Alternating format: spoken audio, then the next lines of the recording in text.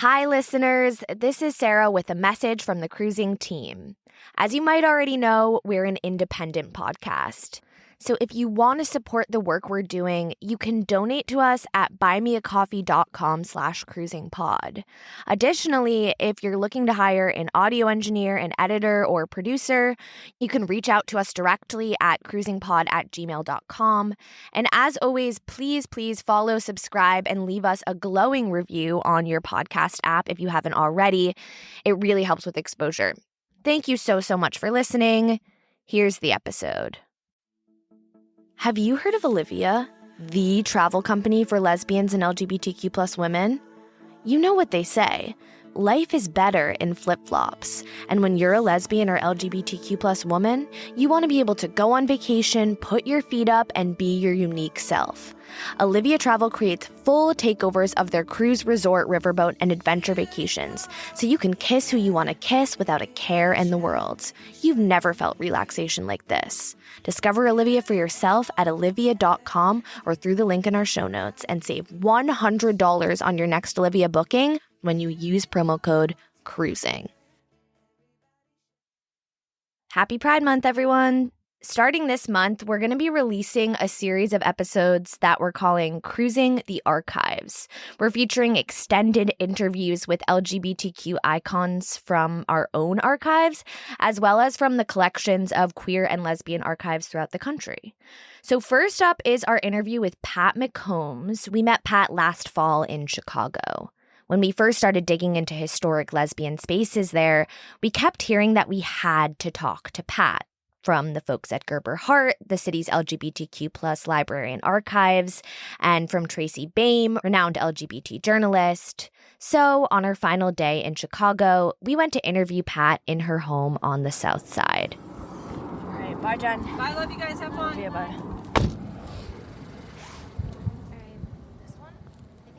In December of 1974, Pat noticed that she and her Black and Latinx friends were being discriminated against at CK's, a Northside Chicago lesbian bar. CK's would ask women of color to present multiple forms of ID at the door, while white women would be admitted with just a driver's license. But who carries multiple forms of ID for a night out? As a result, plenty of women of color would be turned away each night. In our interview with Pat, you'll hear all about how she and the community successfully protested discrimination at CK's, and how Pat went on to establish Executive Suite, a roving lesbian party that catered to Black women. You'll also hear about Pat's experience at the Michigan Women's Music Festival, or MishFest for short. MishFest was a feminist lesbian women's music festival founded in Michigan in 1976. I want to note that MishFest was notoriously transphobic and excluded trans women from participating. Rather than evolving to be more inclusive, MishFest's owner, Lisa Vogel, chose to shut down the festival in 2015. Here at Cruising, we have zero tolerance for transphobia and in no way condone MishFest values. But we've chosen to include Pat's memories from MishFest because it was a space that was undeniably important in lesbian history and in the lives of tens of thousands of women who participated in the festival over the years, the majority of whom did not share Vogel's TERF perspective. So without further ado, here's Pat. Okay, my name is Patricia McCombs, and really I'm active with an organization called Executive Suite. That's SWEET. Mainly it was a traveling social club for women of all colors, really. We didn't focus in, but our main emphasis was women of color because we were the ones being discriminated against. But we didn't discriminate. My thing is, I didn't discriminate against no money because they were paying their money as they come into the door. And all they had to do was be on good behavior and want to have a good time. That was our emphasis, just to have a good time. A safe setting environment for all women. And usually one of our prerequisites for different locations was it had to have access to public transportation, security, and they had to always know how to treat the women in the bar. I insisted on good treatment of our patrons in the bar and the security because I wanted women to feel safe wherever they were. So that was our main. And they had to look nice. They had to look presentable. There was a dress code. Yeah, I always had a dress theme. Wear black, wear sexy this, wear sweatshirt, wear jeans. You know, we had different themes. But mainly come in clean and looking good. The way we started is I was in a different club, just messing around, doing parties. And so Pam Terrell and Sharon Webb decided to give female parties. They decided to have these lesbian parties. Well, I hadn't met them, but they contacted me because I used to give parties, and I guess they heard about me, so I wasn't doing anything at the time, and they asked me would I join them. And so they had like their first party, and I was with them. And we had a party at this bar. I forgot the name of it. It was on 73rd and Cottage Grove on the corner, just a little bar. And we decided to invite a lot of women. And we checked their IDs and different things like that and told them we were going to organize a club and would they come. So we started telling different women about it. Now, originally, I joined it because there had been an incident with a bar on the north side called Augers and CKs. And they were being so discriminating against women of color. We protested against them, and I took them to Human Relations, and we established a way for them to not show discrimination. They developed a way when you came in, you saw a list of what IDs were accepted at the door. It would have to be displayed in that way.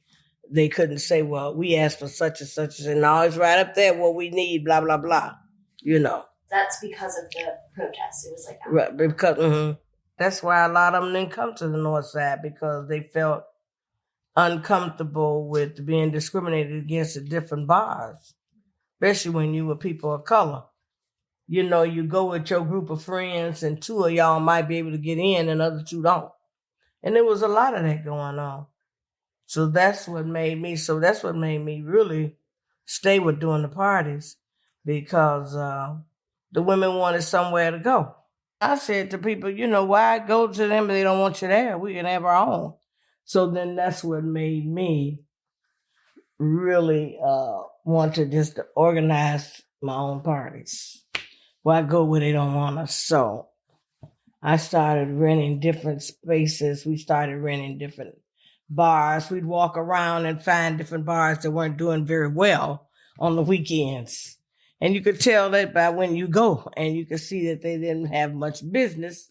So those are the bars we went and spoke with the owners, kind of told them a little something about the organization. Didn't really say we were lesbians, because a lot of them were discriminated against us. We kind of told them we were a sorority. And, you know, we were having a meeting, and so it would be mostly all women. And so hopefully your businesses will not have a problem, you know. So as time went on, and we told them once they got to know us, you know. That's smart. Yeah, you know, so. And we would make sure we dressed a certain way business-wise, so they would see us come in, they'd think, you know. And one thing about white people, they're very visual. So you walk in, you look very business-like, and they assume you business, you know. So that's what we did. So we would go around to different bars in certain neighborhoods that might not have been as inclusive, but they needed the money, so they'd let you in. Then we weren't there for just one night or something like that, you know. We'd rent the whole space. Sometimes we got a bar guarantee, and sometimes we didn't, but most of the time we just rented it out for a fee, and then we'd take the door.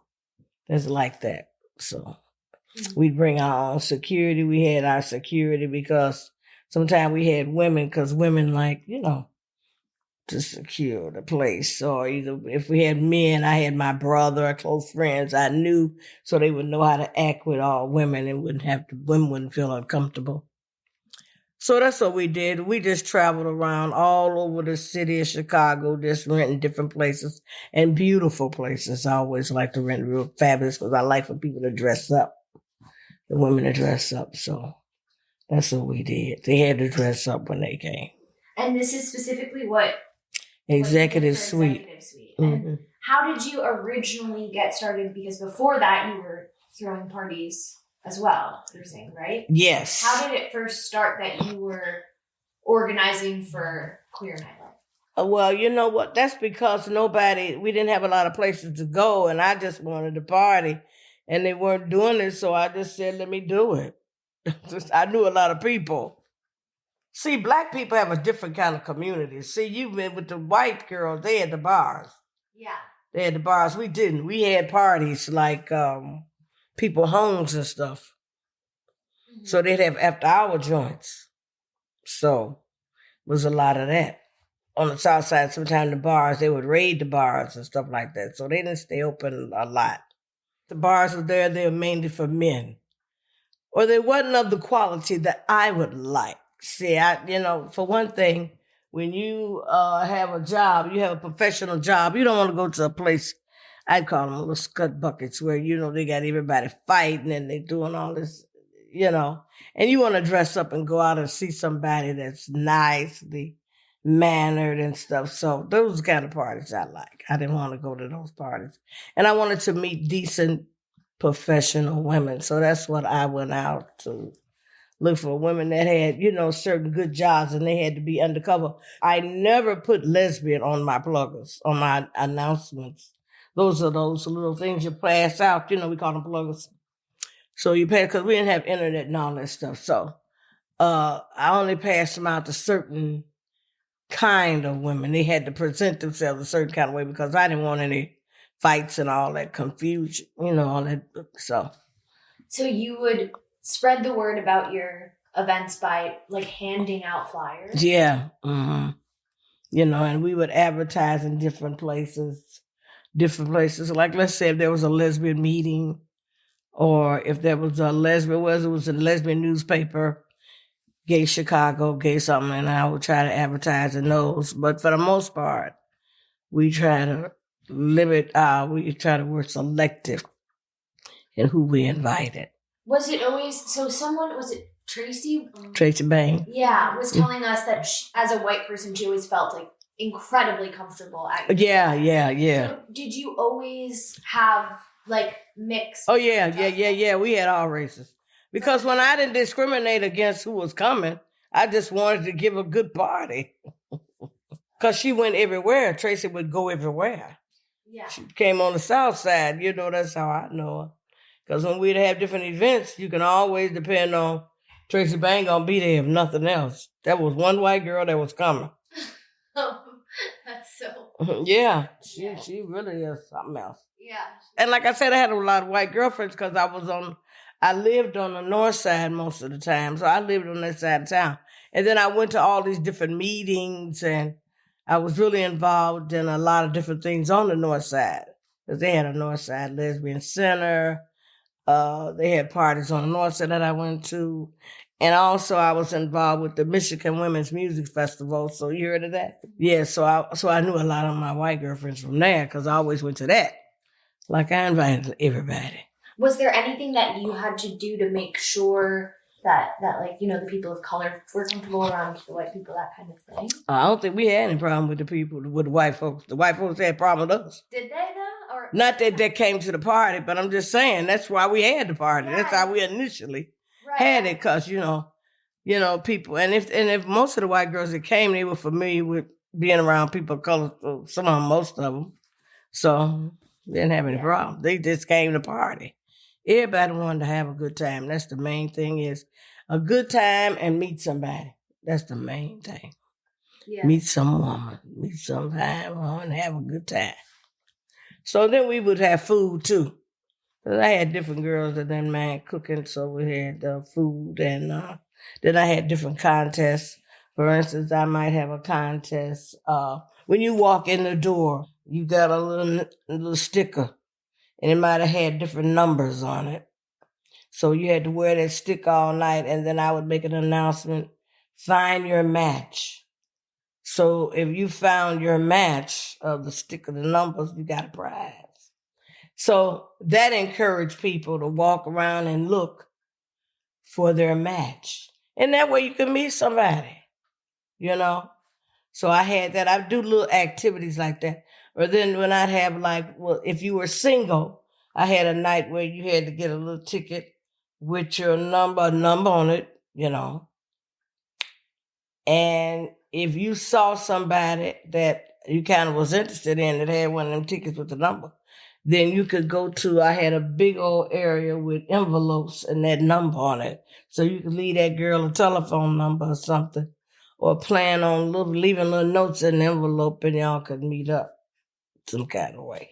That's cool. It's like a mailbox, I call it. You'll get your email, but your envelope in the mail. So I had all kind of little contests that I would have with prizes and stuff, you know. And then we had I had a swimwear fashion show. I had the wet t-shirt thing and the big league contest.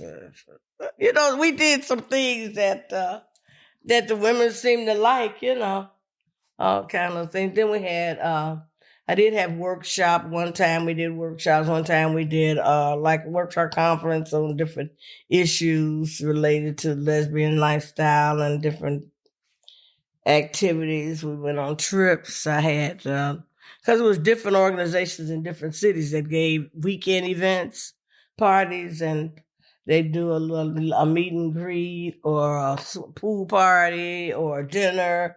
And so we take the whole weekend. I'd get a busload, rent a Greyhound bus or 2 buses and just take a big group there. That was in Dayton, Ohio. They called it Christmas in July. And I'll take a busload full of women down there. Then another organization, they had different things in Philadelphia. See, these different organizations in different cities, they have different gay prides and different events. So I would take busloads of people down to that. Then we had boat rides in the city of Chicago. They used to have a midnight boat cruise, midnight to 5 a.m, y'all. So we'd have midnight boat cruise, and I'd have entertainment and food, and we'd cruise to about 5 a.m. And so we did a lot of things like that. So, you know, we had a ball. Then I'd rent a mansion. I'll never forget this mansion over in Wakanda. And we'd spend the night. I'd cook breakfast in the morning. This man had a mansion and he had a lot of rooms. How did you have the funding to take trips? We went around and we collected the money. We just got the money. And we collected, you know, you just organize and you organize your budget accordingly. Mm-hmm. You know, if I know it's going to be a certain amount of money, then I make sure I put that included in the price so it can pay for me too. So how long have you lived in Chicago for? All my life. Okay. I'm 73. Okay. You know, you don't want to leave with your family, especially when they're getting old. My mother and father, they live right down the street, a block away. So that's nice. I'm there all the time. Yeah. I'd go places, but I'd come on back home. Because that camping, I did that. The camping was 40 years they did the Michigan Women's Music Festival, and I went 38.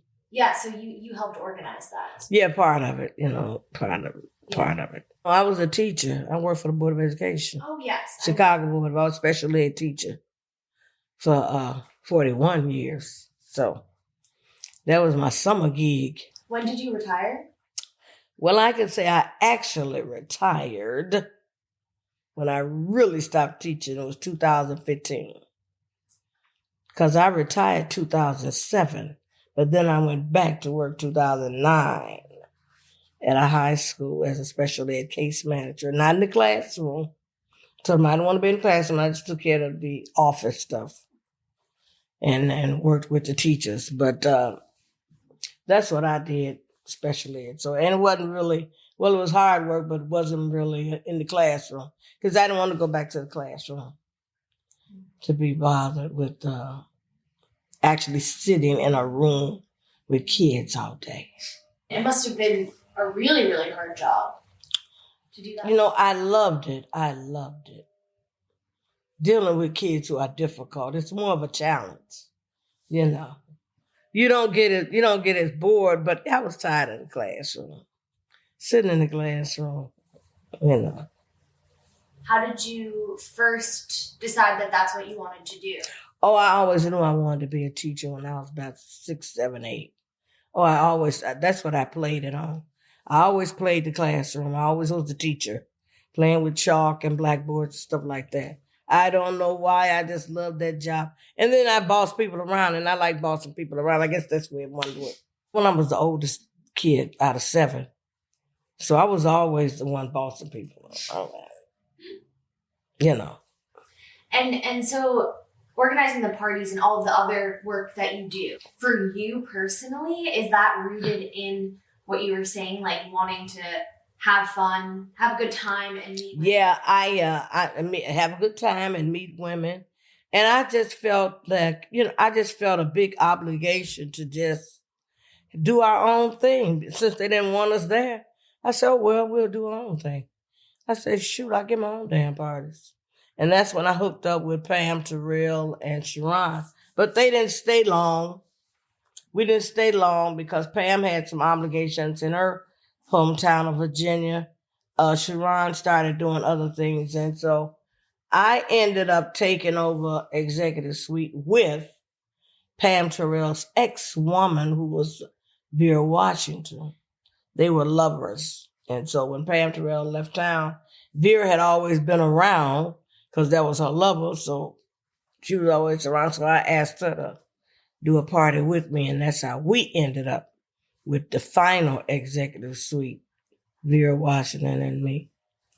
And so that's how we ended up doing it for the 30 years. Because we did it 30-something years. So what was it like when you were younger, before you were making your own parties? Like, what was it like trying to find a queer community around here? Well, for one thing, on the South Side, there wasn't a lot of places to go. So I started going. I know the University of Chicago had what they call a rap group. What it was a bunch of women get together and sort of sit around like we'd be in a room like this. And a lot of women would come. We might have about 40, 50 women sitting around, and they would bring refreshments and stuff, and we'd sit around and we'd talk about different topics. Most of them were in college. A lot of us were in college, so that's how we kind of met up. So that's what we would do. And then we would decide to go to different bars on the north side. So that's how but we'd meet up on the south side, then get together and, go to bars on the north side. Mind you, I didn't have any trouble getting in bars or anything when I'm around a bunch of white girls. No problem. I didn't have any problem. But it's when we come by ourselves that I noticed we had certain problems. It's like they didn't want a lot of us in the place at one time. So that was the big issue there. But that's when I first started really coming out, because I felt like when I was in college, I said, dog, I don't know any lesbians. You don't know anybody. And then, you got these preconceived ideas because I was in the church. That was another thing. My mother was in the God choir. My father was a deacon in the Baptist church. So that was another thing that you stay in the closet for. Because you surround that mind you. In my church, it was a lot of gay people. But I don't think my mother saw them like that, And then she knew a lot of gay folks because they were her friends, and I did too. But they always can accept it long as it ain't their own children, So eventually she found out. And I just told her, I talked to my mother. I told her she was a hypocrite because shocking she accept gay people in the church. Y'all, all those your friends, and you acting funny with me, your own daughter. And she came around. My mother, she loved her children. She didn't care what we were, just to be safe. Eventually, she came on around and accepted me as I was. Because I started doing so many parties, I'd have to have, if I had the ticket money to be picked up, they had to pick it up from my house sometimes. So my mother had to help me out. Had to help me out when I was doing different events. My grandmother, I had her at the door. collecting money for me. My girlfriend that gave the parties with me, her mother was on the door helping us out. Oh, yeah. Then I had my brother help me do security. Eventually, they all really came around. Oh, yeah. Yeah, honey. I had to have help at different times. So family, hey. I hired her to collect the money at the door. And she would talk to people so doggone much when they came in the door. All the women would be standing there talking about, oh, this is such and such a child. I met that. I said, you got to collect their money and let them in the door. Don't hold up the door. Get the money and let them go and on talk to them later. I said, I can't hire you. You're going to be fired. I'll just pay you to stay home. That's what I'm going to pay you to stay home. And I give it. Eventually. So how do you think your mom came around? It was just time. She just needed to get used to the idea. My mother just came around, honey. She just came around. That was my birth mother. Now, that's my stepmother. She down the street there. She came around too. Everybody came around after a while. I mean, Yeah.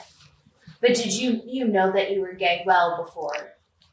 Oh, honey, I had to be like 13, 14, something like that, yeah. Yeah, I always loved women. I don't know why. Just did. Just always did. Do you remember, like, your first crush? I always liked my girlfriend. I never forget Ladora. That was her name. Well, Ladora went on the boys. I ended up messing around with Carrie. We was in the closet. I never forget it. We were in her closet, and her brother called us down there. We call it doing the pussy. We was just messing with each other. We call it doing the pussy. How old were you? I had to be about 11. But anyway, just playing around. And so her brother came and caught us in that. Ooh, I see y'all. He said, I'm going to tell mama. And I was so scared and everything. I was telling him when I thought about it. I said, you should tell your mother because she ain't doing shit with you. Tell your mother. I wasn't doing nothing. So he didn't tell on us. And I was feeling on all my girlfriends. If they came and spent the night, I was feeling on them. I don't know why. And then you were saying it was in college that you eventually came out.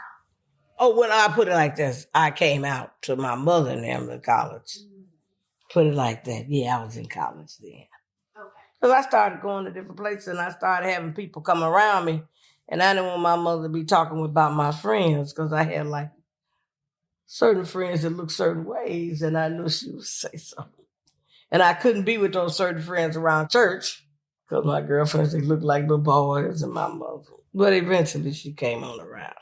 And accepted, Like I said, she had to help me when I was throwing my parties and stuff. I was reading something about how you would also bring portfolios and references. Oh, yeah. What we did is, I told you we tried to do real business, like have the business papers and stuff wrote up, And then we would also take around our past information from past parties and stuff. We'd have our portfolio or advertisers that we use so they would see that we were doing businesses in different establishments, Can you tell us more about the Michigan Women's Music Festival? Well, it was an actual festival produced by a woman by the name of Lisa Vogel. She lived in California. And what she did is she would bring all these women performers to perform at this camp. So she had about 600 and something acres. So the camp was broken into different sections to serve the needs of women. For instance, if you were handicapped, they had a certain section of the festival that was set up for handicapped women. For instance, they had to have more carpet because of the wheelchairs accessible here and there. Then they had a bus service that would pick them up and take them to different workshops. And they had helpers to help them to set up their camps because we in tents and RVs too. Campers and stuff like that is broken up into that kind of area too. So you had an area for camping, just for campers. So people that had RVs, they had their electrical hookups at certain places. Then she had like areas where you could take your showers. Then it was an area, let's say, Jewish women can meet to have their meetings. the different areas. You have the 12-step program. We had an area where it was called a community center where you go in there and find out different information on different things. When you come in the door, it was a big tent. When you came in the actual area, it was an orientation tent to orientate you to the land and what was happening on the land once you moved back further in the land with your tents, how to set up and do this kind of thing. So the last time, the biggest festival I was there was like 10,000 women. So you can imagine 10,000 women coming from all over the world, Australia, Japan, Germany, Africa, New Zealand, you name it, they were there. Women, all nationalities. We had Native American, women from India, you had the Latin community, of course, the Black community, white. So it was everybody there. So you got a real big education on everything under the sun. I would call it the lesbian utopia. So it was like being in a town, but nothing but women. Anything you thought you might like, want, see, do, it was there. It was beautiful. That sounds It was beautiful. amazing. Anything you wanted to do or you think you wanted to see, it was there. What was it like? Do you have any memories from there that are particularly? Oh my God. Oh, they had an S&M camp. Of course they had an S&M camp. Mm-hmm. Well, that's the leather girls. And so they would have it where you would go back in the forest. They have a big tent. And you had to take your flashlight because that's the only light was back there. So we in the forest. So, ain't no street lights. So we in the forest back up in there. And they were doing what they call scenes. Scenes. I don't know if you're familiar with the S&M community. So they were back there doing the spankings and the flogging and stuff. And they had trees set up where the girls in the swinging the girl with the dildo and stuff. So you could go around different places and watch everything as well as participate. So that was one area I liked. Then one time they had it where during the day, this girl, she was a madam. I guess I'm talking about that because that was impressed me the most. I'll tell you, so much was going on. But anyway, you could make money during the day from her doing little deeds. And then the money that you got, it was play money, you could rent out a service that you might want. They would auction off services. So if you want certain things done or if you want to do certain things, you could they would have a bidding throughout the night and you could buy that service. Ooh, I was like, oh my God. And you would do it? So would you made money from doing certain things for the madam during the day. And then you could use that money to auction off for something at night. That was interesting. And then they would have different shows. Like I said, you could go in there and you can actually sit down and they had shows where voyeurs can watch different things. And they were dressed in costume, like they had nuns walking around. Wow. And then they had workshops on anything you think you might want. My favorite one was the pre-ejaculation workshop where the girl sat down there and did her thing and then she skeeted so far. I'm not kidding. I could not believe it because she did that. Some women, they do that they ejaculate, that's fluids. And I could not believe it. Then the other workshop I went to, the girl, she was showing you how to find the G-spot. So different women who don't know where their G-spot was, she could show them. So they had demonstrations of that. So anything, like I said, anything that you think you might want to learn or you think you might want to see and do, you could do it there. In a nice educational setting and get full knowledge. I did massage workshops because I used to do massages and I'd have them women out there in the grass. They bring their towels and stuff and I had them teaching them how to do couples massages and stuff. I never rubbed on so many women in my life. Yeah, that's why you're teaching. I did that. I was there rubbing on. I said, lay down, baby, lay down. Let me rub over you. Oh, it was fun. I said we had a lot of fun. Yeah, it sounds incredible. Yeah, and you meet women from all over, so you get to go. Like when I went to London, I went on Facebook and I said, look, I'm coming to London. Who lives in London? Somebody will reach out to you. It never fails. I went to Alaska, but I didn't know anybody in Alaska, but the girl lived in Seattle, so I had to stop in Seattle. She met me in Seattle. So, yeah, that's how you get to meet different women from all over. Was it ever an issue for you being a teacher and being gay? Like, did you have to... You know what? I'm telling you something. I never said a word. But one day, now I did have parents who were gay. And I had this one parent who was really trying to chase me, but she was married to her woman who was one of the son's mother. And she was trying to talk to me, and she would come into the school acting like she was looking out for him. Well, I had to tell her, if you don't stop it, I'm going to call your girlfriend. But no, what happened was when I got inducted into the Gay and Lesbian Hall of Fame here in Chicago, every year they put up gay stuff. And they had the highlights from the Gay and Lesbian Hall of Fame. And it was on Channel 11, and one of my students saw it. So he said, Miss McCombs, I saw you on TV and da-da-da with the so-and-so, so-and-so. I said, oh, really, darling? I said, oh, fuck to myself. I said, oh, honey, did I look good? He said, yeah, Miss McCombs, you was looking nice. I said, thank you so much. I said, oh, thank you, baby.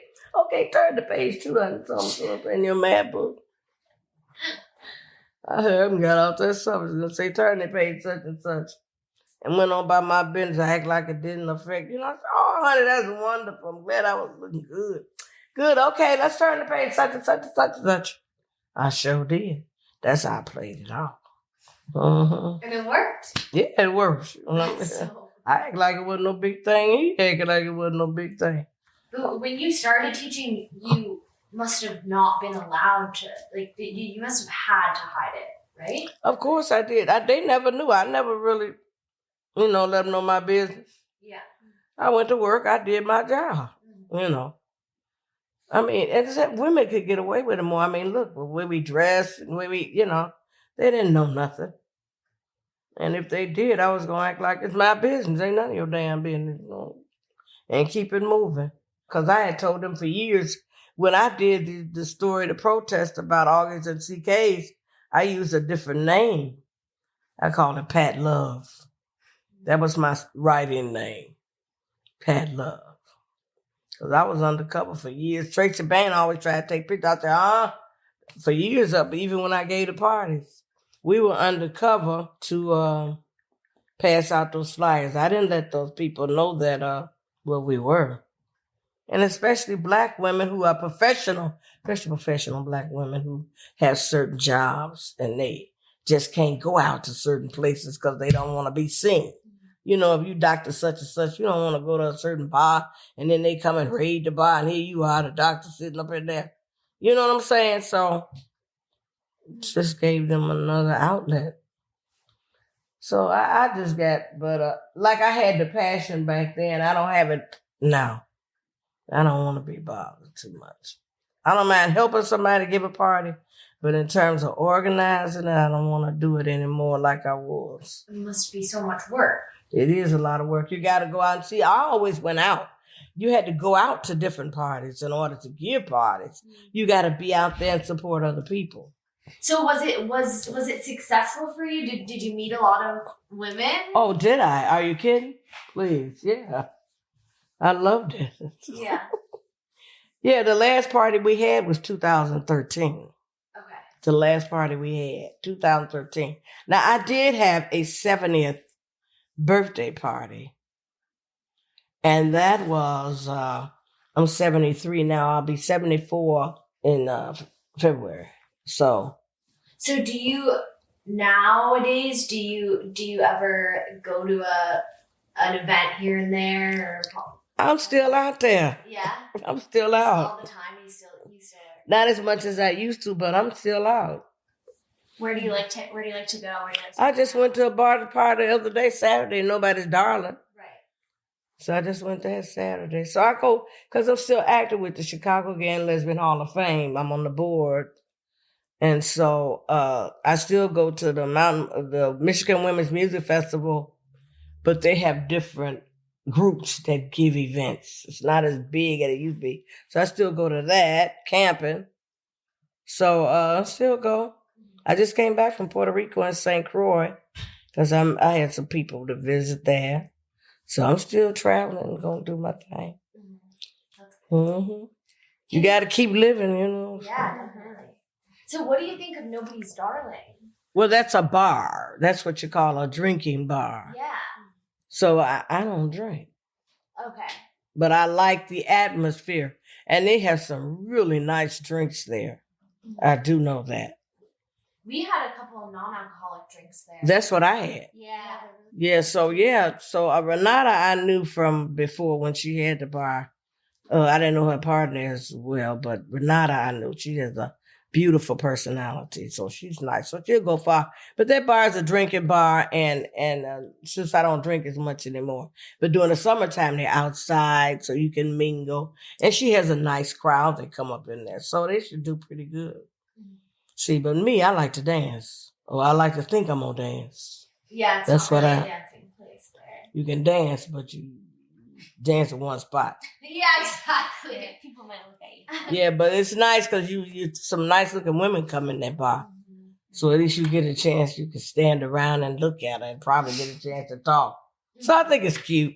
Have you always not been that much of a drinker? No. Within the last 3 years. Mm-hmm. Look, that's what a party is. It's going to be involved with drinking and partying. That's what it is. And I was a party girl. It's just that I done slowed down.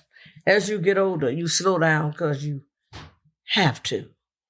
A lot of times you need to too.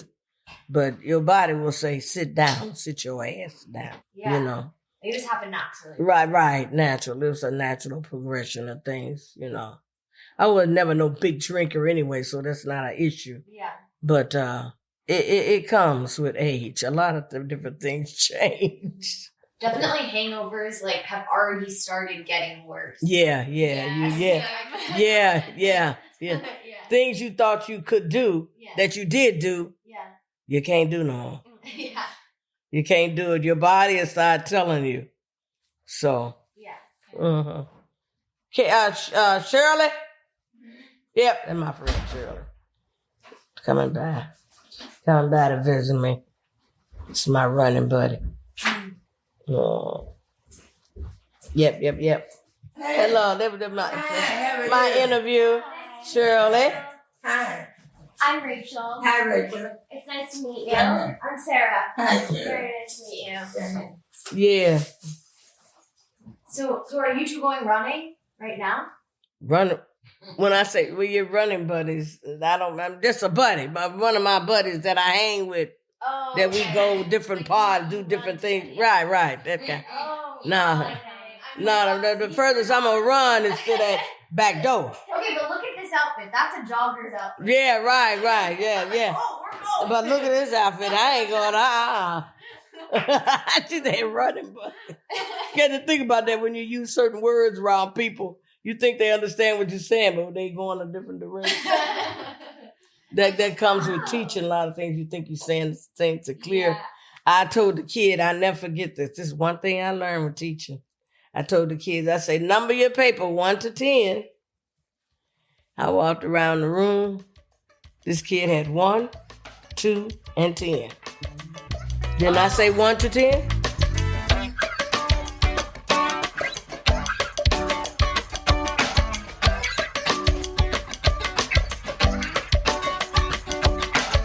Cruising is independently reported and produced by a small but mighty team of 3. Story producer and social media manager Rachel Karp, line producer and resident road trip driver Jen McGinnity, and story producer and audio engineer me, Sarah Gabrielli. Our theme song is by Joey Freeman. This episode was sponsored by Olivia Travel. You can find us at our website, cruisingpod.com, on social media at cruisingpod, or support us at buymeacoffee.com/cruisingpod. Listen to Cruising wherever you get your podcasts.